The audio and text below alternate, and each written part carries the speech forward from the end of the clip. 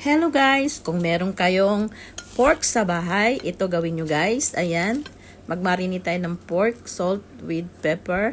And then, ilagay natin sa ating all-purpose flour, egg, and breadcrumbs. Ayan.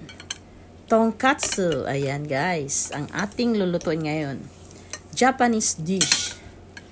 Ayan guys, masarap to. Tonkatsu. Ayan. Then, ilagay natin sa ating breadcrumbs ulit. Para kumapit yung breadcrumbs, guys, lagyan natin ng egg.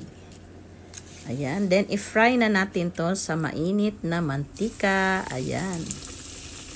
Madali lang to, guys. Ayan.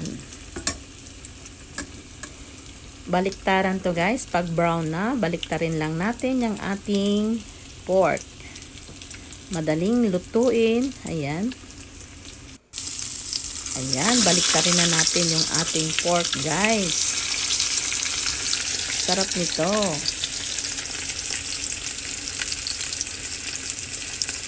Ayan. Kailangan mainit yung apoy, guys.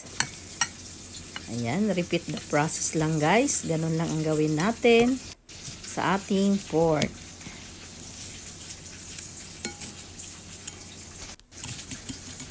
Ayan. Luto na tong ating isang pork, guys. Ayan. Slice lang natin yan.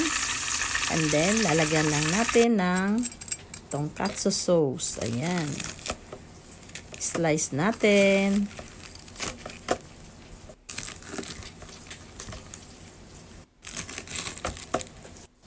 Ayan. Lalagyan ko na ng tonkatsu sauce. Yung sauce na yan, guys, is manamis-namis. Ayan. Yummy tonkatsu.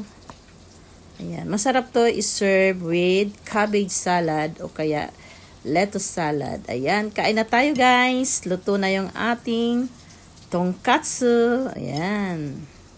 Ayan na yung ating salad guys. Cabbage with tonkatsu. Ayan. Sarap. Let's eat. Yummy. Tikman natin ang ating luto na tonkatsu. Ang sarap niyan guys. With cabbage salad.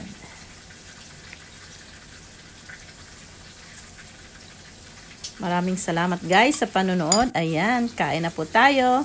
Thank you for watching. Maraming salamat sa sumusubaybay sa aking mga video cooking. Ayan. Bye. Thank you for watching.